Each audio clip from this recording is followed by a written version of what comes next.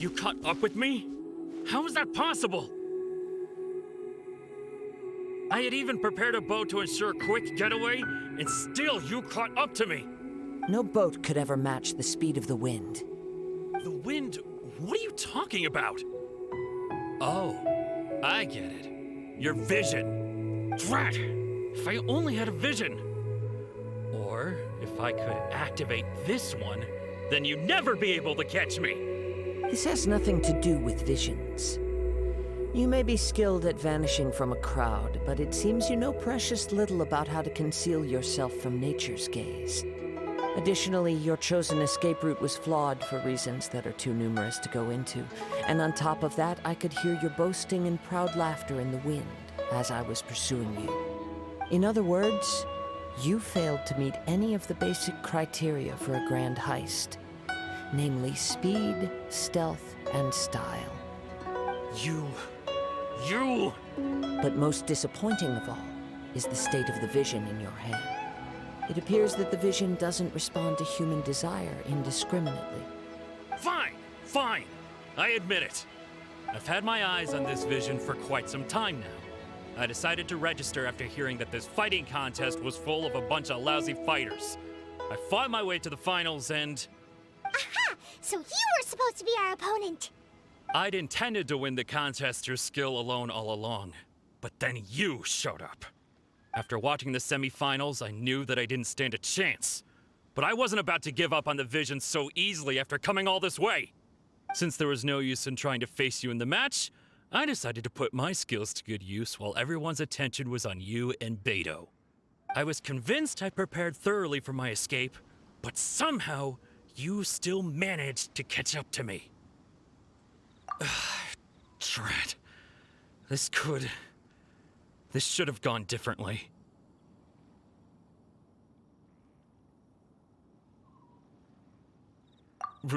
Really?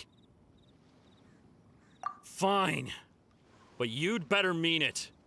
It didn't activate once I took it anyway. It's nothing but a useless shell to me. You know, according to the laws of the sea, the penalty for stealing is breaking the culprit's arms. Huh? You're not serious, are you? Not to mention that the item you stole was a prize. You didn't show up for the final match, and you damaged the reputation of the captain of the Crux fleet. It seems that it would be only fair to brand the word thief on your forehead with a hot iron. Whoa! We don't need to go that far, do we? I never would have guessed you could be so cruel. If this is where talking gets me, then forget it. I'll risk a fight. Ha-ha!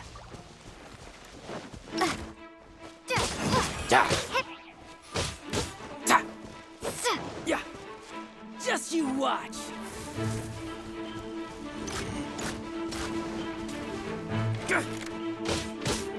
Yeah.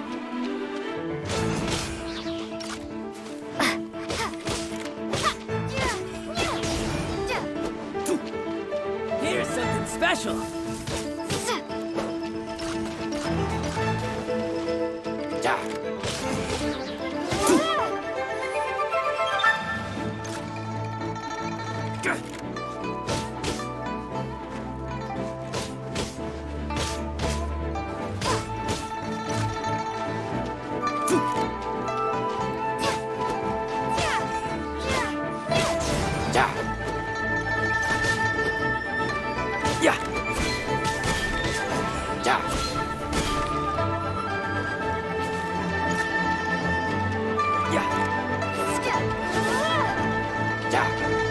Just you watch.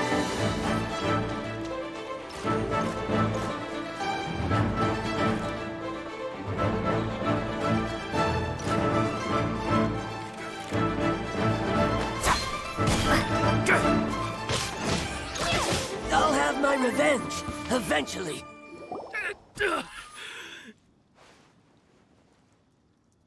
No! Do what you want, but please, don't brand my forehead, please!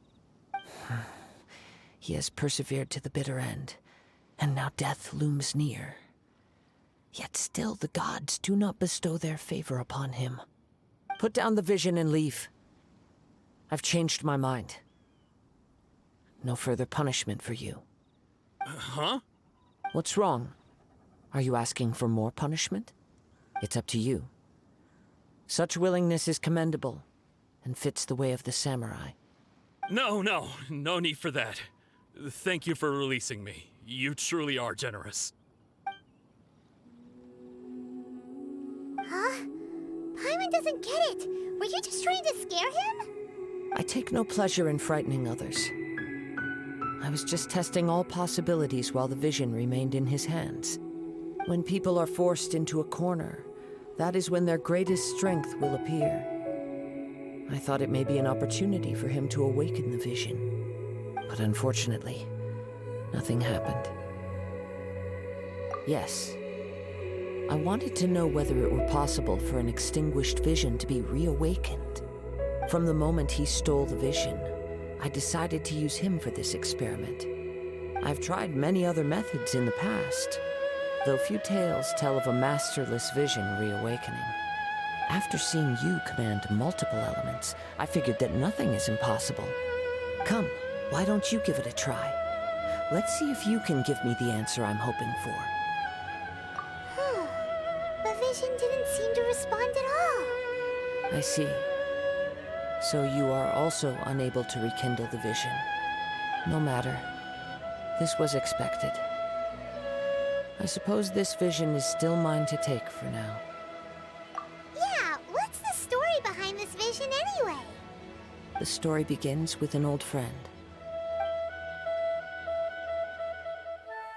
He was once a good friend of mine.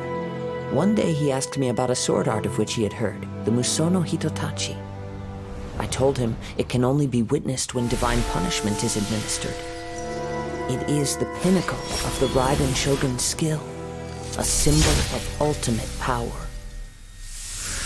But he replied, there must be one who can withstand it. There will always be those who dare to brave the lightning's glow. Then, the Vision Hunt decree arrived. People's aspirations were stripped away as the Raiden Shogun began to construct her ideal of eternity. While I was fleeing from place to place, I heard that my friend had challenged the Vision Hunters to a duel before the throne. A solemn yet brutal challenge. The defeated face divine punishment, while the victors gain a second chance. Perhaps he thought he of all people should make a stand. Coming face to face with the Musono Hitotachi was all that he truly desired, after all. When I arrived at Tenshukaku, the duel was over. I heard his sentence of divine punishment, his severed blade hitting the ground. Perhaps that was the glory he had yearned to witness. In his last moments, what expression was on his face? Before I knew it, I had stepped forward and snatched the dying vision and was running from the scene. All I knew was that I mustn't let his hope, which burned so brightly, become buried among the ice-cold statue of a god. Perhaps one day, I may come to find that all I have done is meaningless. But as a wandering samurai, I find meaning in traveling and the sprawling beauty of nature that lies along the way, while still retaining the warrior way in my heart. Kazuha. It's just another way of saying I do as I please. All right then, it's time we returned. Allow me to gather the wind for us once more.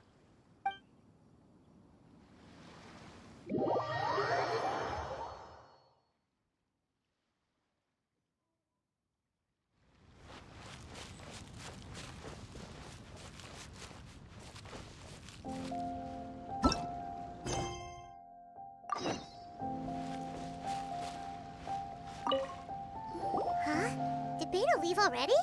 Maybe she went back to her ship. If you're looking for the captain, she was summoned by Lady Ningguang. It seems that the Crux clash got out of hand this time and has attracted her attention. Captain Beto was muttering something about Ningguang being a stick in the mud as she headed off to Liyue Harbor.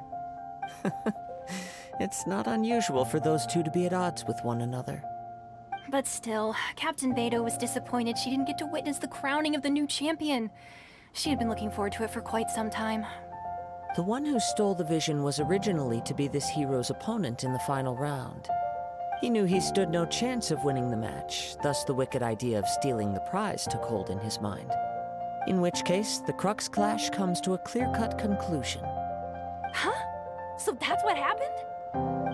If that's the case, then the rules stipulate that he is disqualified, and our hero here is the champion. Paimon thought we'd win and all, but not like this. It doesn't matter. As the saying goes, honor given is honor deserved. Now, let me go prepare the champion's medal to award you. Yes, I believe so.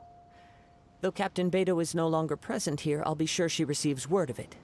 She is a woman of her word. But the voyage to Inazuma is a treacherous one.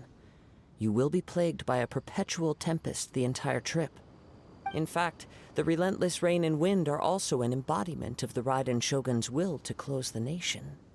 Hold on a second. You're saying she can change the weather just with the power of her mind? Let us not forget that this is one of the 7 Archons. If Liyue's Morax could form Guyun's stone forest by casting down his stone spears, then it should come as no great surprise that the Raiden Shogun is capable of summoning an eternal tempest. Suffice it to say that if you wish to journey to Inazuma, the Alcor will need some time. You will be notified once all the preparations have been made. In the meantime, I intend to embark on a journey of my own. I will travel all across the vast lands of Liyue in the hope of finding a way to reawaken the vision. Thank you. May both our journeys prove meaningful. One final word of warning. The part of your journey that lies after the storm may well prove to be the most arduous.